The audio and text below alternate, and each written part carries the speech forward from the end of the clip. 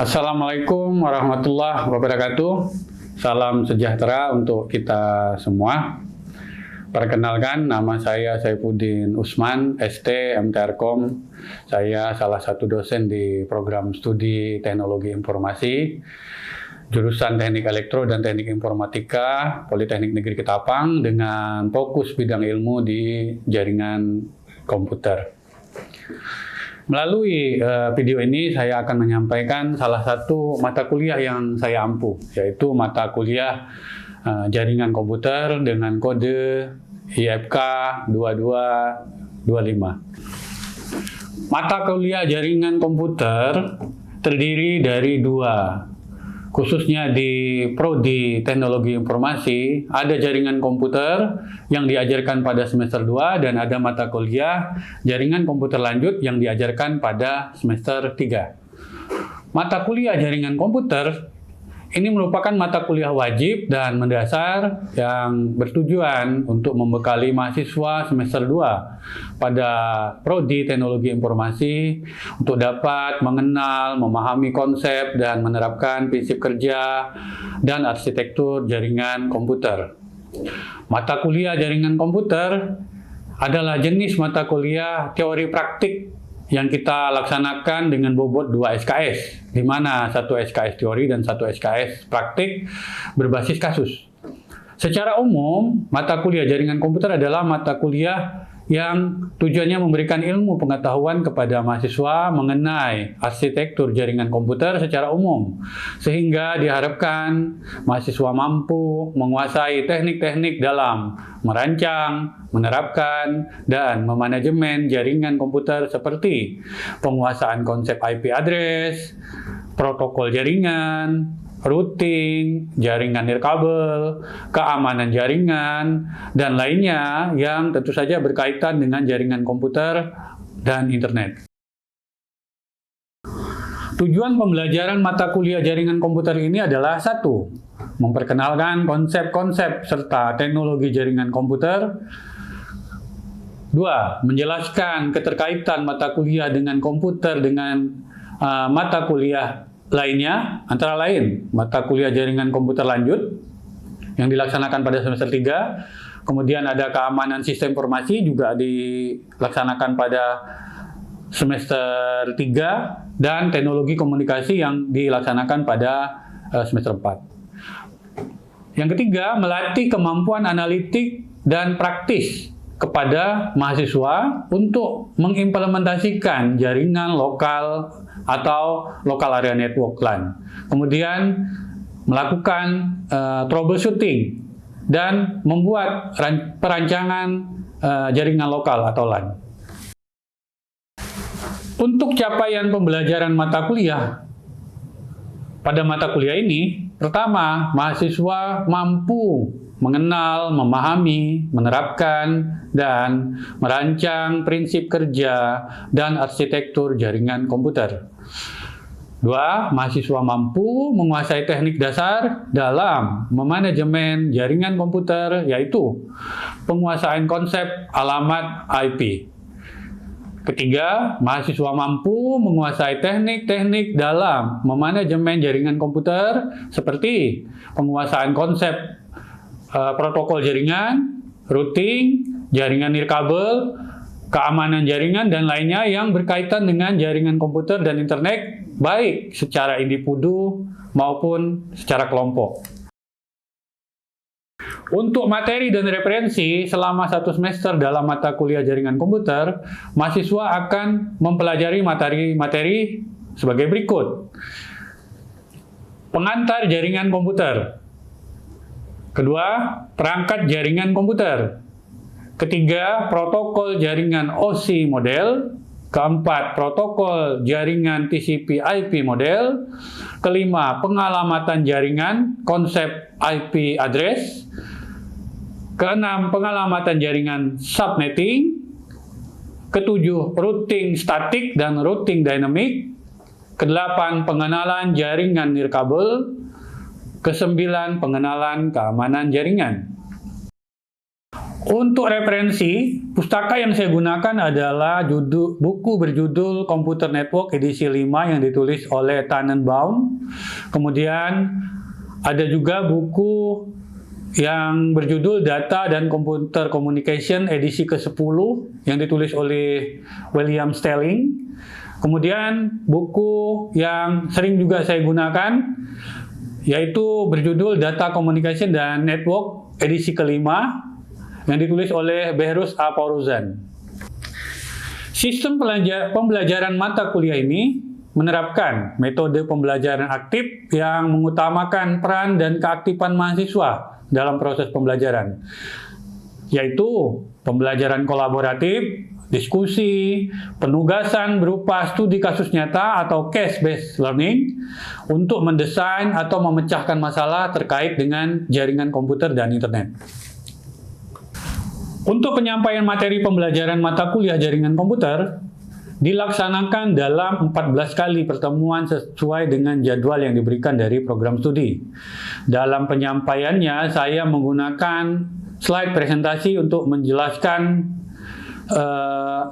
maupun dengan cara demonstrasi secara langsung mengenai perancangan jaringan komputer LAN, baik itu pengerjaan instalasi dan konfigurasi jaringan komputer saat jam praktek. Beberapa materi pembelajaran diberikan dalam bentuk diskusi dengan mengingat perkembangan teknologi jaringan komputer saat ini. Kemudian ada juga berupa penugasan berupa studi kasus di bidang jaringan komputer. Materi atau bahan ajar saya susun berdasarkan hasil kajian literatur dari beberapa referensi terbaru, seperti buku atau referensi lain. Semua bahan pembelajaran seperti slide presentasi, video pembelajaran selalu saya distribusikan kepada mahasiswa melalui Media Learning Management System atau LMS yang disediakan oleh Politeknik Negeri Ketapang seperti Edlink.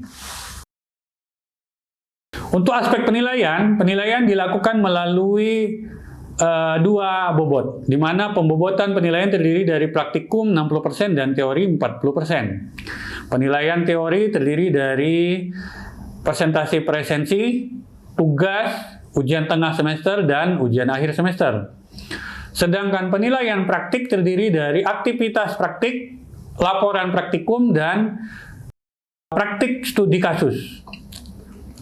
Demikianlah gambaran pelaksanaan perkuliahan jaringan komputer. Berikut adalah contoh perkuliahan jaringan komputer yang saya laksanakan di dalam kelas. Atas perhatiannya saya ucapkan terima kasih. Wassalamualaikum warahmatullahi wabarakatuh. Bismillah, assalamualaikum warahmatullahi wabarakatuh. Selamat siang.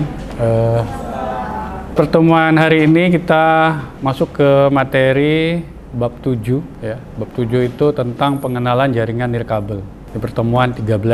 Oke, kalian kemarin pada bab-bab sebelumnya kita udah membahas tentang beberapa media jaringan. Ada yang kabel, ada yang nirkabel. Jadi kalau kabel jelas medianya, mediumnya, ada fisiknya berupa kabel. Kalau nirkabel apa mediumnya? Nah, disinilah kita bahas. Untuk sub capaian pembelajaran mata kuliah ini mampu menentukan penggunaan jaringan nirkabel. Nanti kita akan membahas penggunaan jaringan nirkabel, kemudian memahami jaringan nirkabel itu sendiri dan menyebutkan beberapa topologi yang biasa digunakan. Kita ke overview jaringan nirkabel dulu. Jaringan nirkabel ini sebuah bidang disiplin yang berkaitan dengan komunikasi antar sistem komputer tanpa menggunakan kabel, makanya disebut nirkabel. Jaringan nirkabel ini sering dipakai untuk komunikasi pada atau untuk jaringan komputer itu sendiri ya. Baik pada jarak yang dekat, apakah itu menggunakan komunikasi Bluetooth, infrared, maupun pada komunikasi jarak jauh, misalnya komunikasi dengan satelit. Bidang ini sebenarnya erat juga hubungannya dengan bidang ilmu telekomunikasi, teknologi informasi maupun teknik komputer. Makanya kita di Prodi Teknologi Informasi juga mempelajari jaringan nirkabel ini. Jaringan ini juga populer sebenarnya ya. Jaringan nirkabel ini meliputi jaringan kawasan lokal nirkabel. Dulu kami nyebutnya wireless local loop. seiring perkembangan istilahnya berubah menjadi WLAN atau wireless LAN. Kemudian semakin sini teknologinya berubah dan standarnya juga berubah. Sekarang ada standar namanya Wi-Fi. Jadi kalau kalian melihat beberapa perangkat nirkabel ada label Wi-Fi certified, itu menggunakan standar Wi-Fi itu sendiri. Kemudian jaringan nirkabel ini biasanya menghubungkan satu komputer dengan sistem yang lain. Ya. Jadi dia dipakai untuk jaringan. Kalau dulu kebanyakan kita pakai kabel yang fisiknya berupa kabel menggunakan kabel koax atau kabel fiber optik yang menggunakan cahaya laser. Sedangkan ini jaringan nirkabel ini menggunakan medium transmisi tanpa kabel. Apa mediumnya? Sebuah gelombang. Gelombang apa? Gelombang radio atau kita sebut biasanya RF atau radio frequency. Kemudian ada juga menggunakan microwave atau gelombang mikro. Kemudian ada juga menggunakan gelombang cahaya infrared. Nah, kalau remote ini bisa bekerja, nggak ada kabelnya, bisa nyalain TV, bisa nyalain infocus, ini juga bekerja tanpa kabel. Ya. Dia menggunakan cahaya atau gelombang infrared untuk mengirimkan sinyal on-off.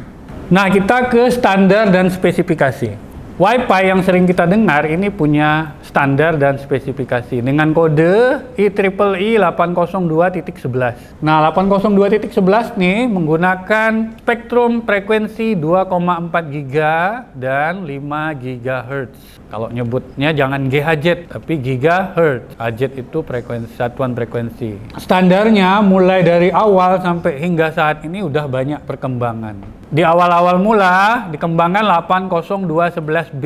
Jadi IEEE menggunakan standar Wi-Fi itu IEEE 802.11b.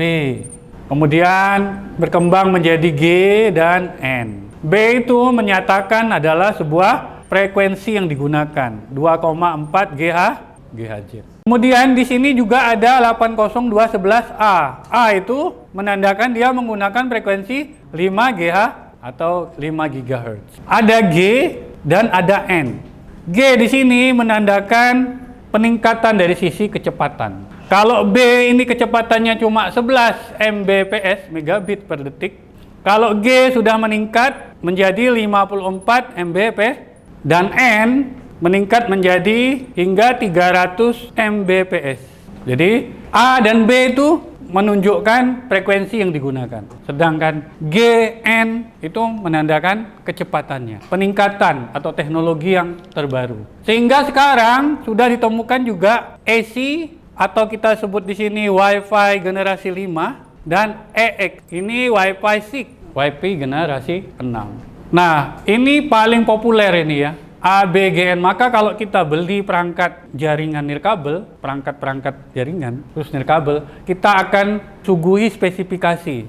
Tipenya apa? Apakah dia 802.11 ABGN atau AC atau AX? Itu menandakan bahwa generasinya terbaru, teknologinya terbaru dan kecepatannya juga semakin tinggi.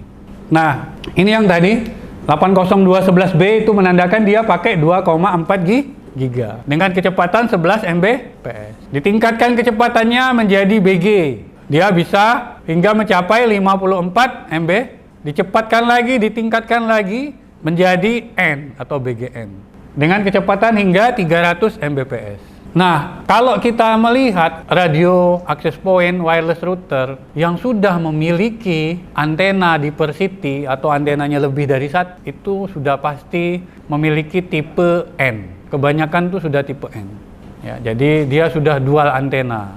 Kalau yang G saja, dia biasanya cuma satu antena. Tapi kalau sudah N, dia biasanya udah mencapai kecepatan 300 Mbps dan dia antenanya sudah lebih dari satu. Kemudian yang 5 GHz, standarnya adalah 802.11a.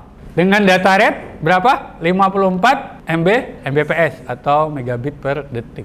Kecepatan yang untuk yang tipe 5 GHz AN itu bisa mencapai juga 300 sampai 400 megabit per detik. Kalau AC sekarang ini udah sangat cepat ya. Ini bisa lebih dari kurang lebih ini di atas, setahu saya terakhir kita coba bisa sampai 400 Mbps. Kalau yang AX ini bisa lebih dari 1 giga. Ya, 1 gigabit per detik, lebih 1 giga.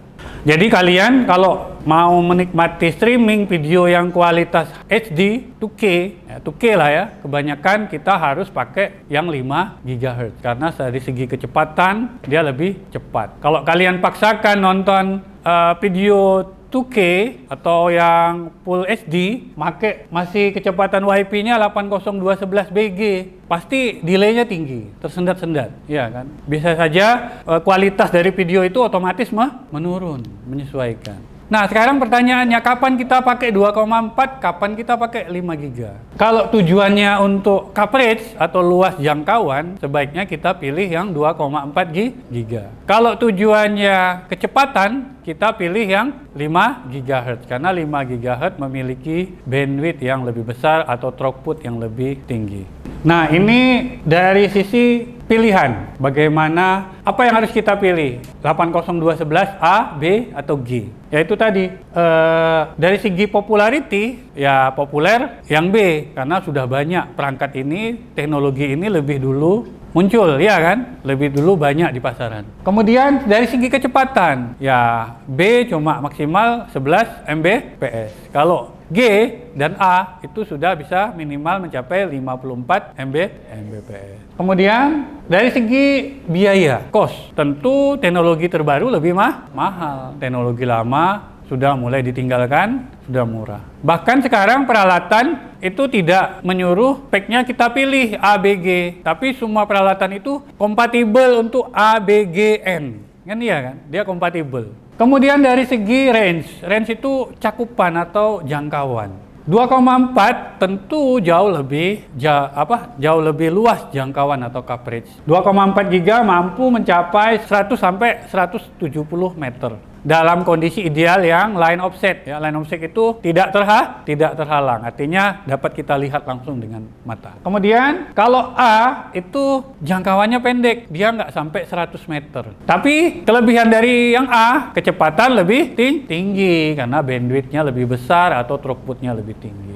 Dari segi penggunaan di public access, yang paling populer itu masih B dan G. A itu jarang. Tapi ini dulu, sekarang tidak lagi. Semenjak teknologinya semakin berkembang, sekarang rata-rata HP kita tuh dual band. AB bisa, laptop kita juga AB bisa. Kemudian, kalau kita bicara wireless, jalur komunikasi itu disediakan sebuah yang namanya kanal. Nah, yang namanya kanal itu ada lebarnya, ya kan? Lebar jalur, lebar kanal. Lebar kanal itu apa? Rentang frekuensi, batas bawah, dan batas atas dalam satu kanal. Jadi dalam satu kanal itu ada bottom frekuensi, ada top frekuensi, ada center frekuensi, dan nomor kanalnya. Jadi seperti itu. Ibarat kalau saya gambarkan tuh kayak gini.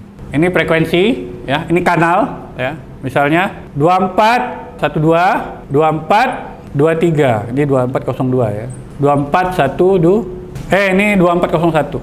Nah, ini adalah bottom frekuensi, ada top frekuensi, ini adalah apa? Center frekuensi. Ini CF-nya, center frekuensi. Ini nomor kanalnya, misalnya nomor 1. Nah, itu yang disebut lebar kanal. Lebarnya, ya. Ini lebar kanalnya. Lebar kanalnya pada umumnya berapa? 22 mega. Nah, di situ dituliskan. Secara default, lebar kanal adalah 22 MHz. Kita sering menyebutnya 20 MHz. Kemudian, lebar kanal ini juga dapat dikecilkan tergantung kebutuhan. Bisa dikecilkan menjadi 5 MHz, bisa dibesarkan juga hingga 40 MHz kalau yang 2,4 giga. Apa gunanya dikecilkan? Nah, kadang secara praktik di lapangan mengecilkan sebuah kanal itu untuk menghindari apa? Menghindari kanal yang overlap, untuk menghindari interferensi. Ya kan, semakin kecil channel kita tidak akan overlap dengan kanal yang lain. Ya kan, dia kan kecil. Kalau kita untuk transmisi yang jauh, transmisi yang aman tanpa noise, kita pakai channel yang kecil. Cuma ada kekurangan, ada drawback. Kanal yang kecil otomatis bandwidth-nya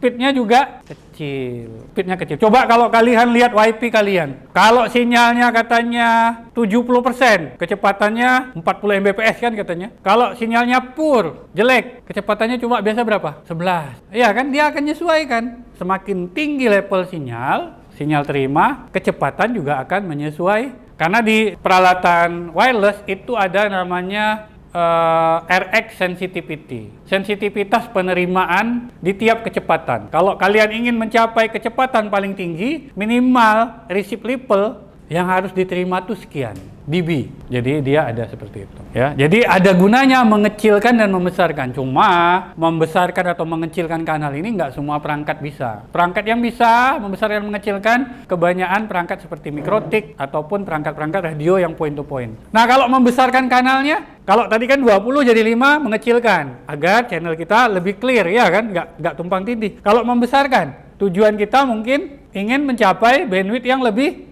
besar, kecepatan yang lebih tinggi. Dengan catatan apa? Kanal yang kita gunakan tidak overlap. Frekuensi kanal, pembagian frekuensi dalam suatu band di mana access point itu beroperasi. Jadi access point itu pada saat kita melakukan setting, kita wajib memilih kanal. Nah, kanal berapa yang paling baik kita pilih? Kita survei dulu sebenarnya.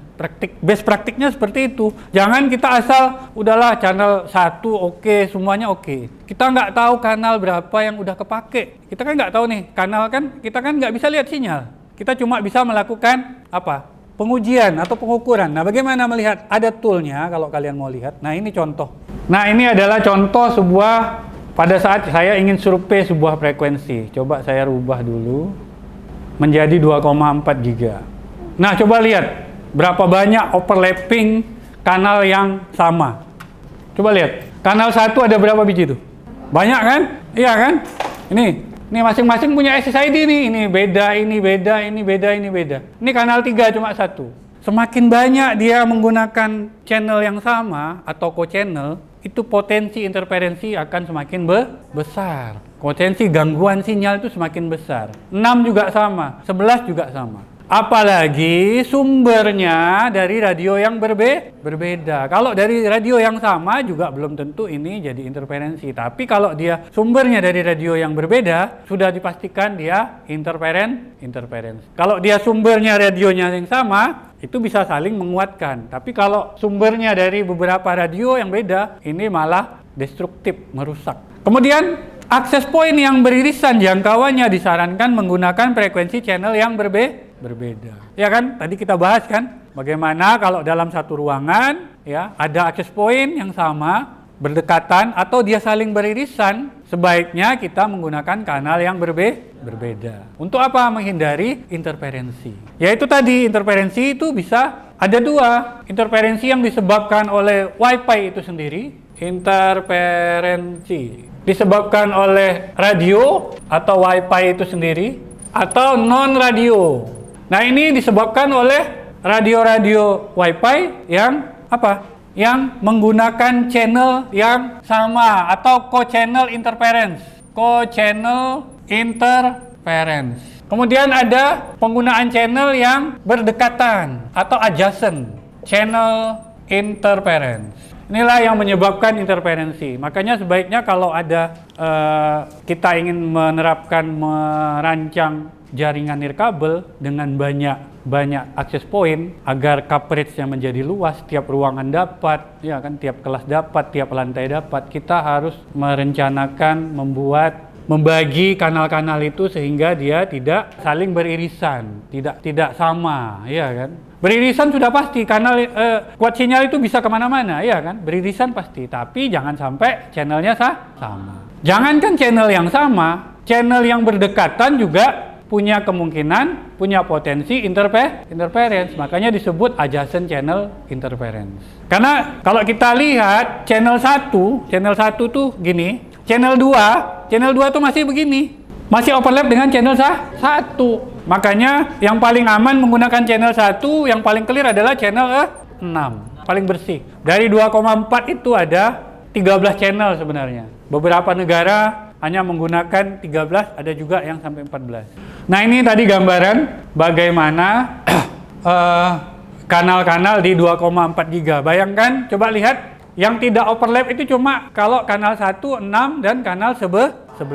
Kanal 1 masih overlap dengan kanal 2, 3, dan 4. 5 juga, ya kan, masih overlap. Sehingga potensi interference yang namanya adjacent channel, yang 2, 3, 4 itu kan berdekatan dengan channel 1 kan? Nah, itu potensi adjacent channel, maksudnya channel yang berdekatan. Tapi kalau channel 1 dengan channel 1 itu namanya co-channel interference. Makanya itu dihindari, jangan sampai kita menggunakan kanal yang sama.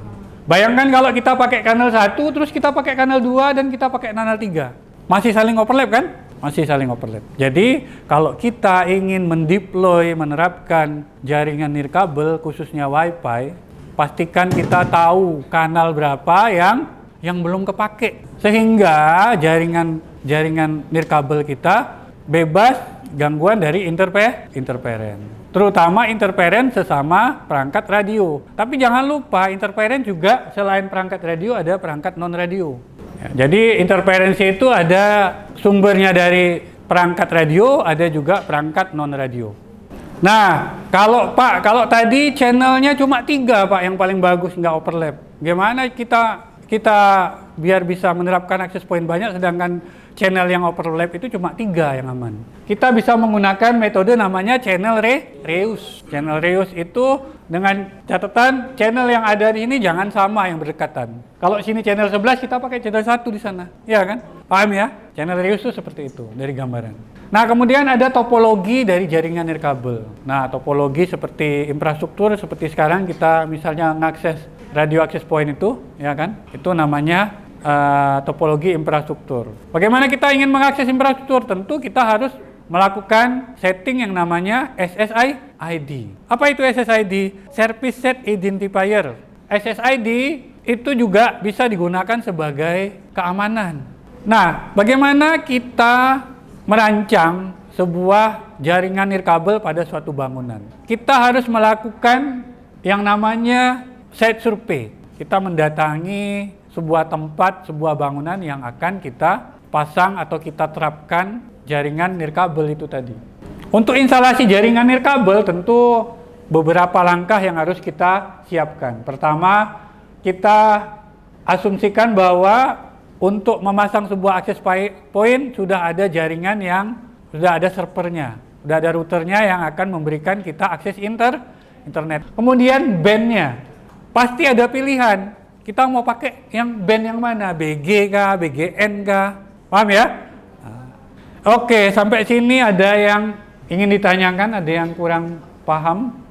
Ayo Pak. Ya, gimana Bang?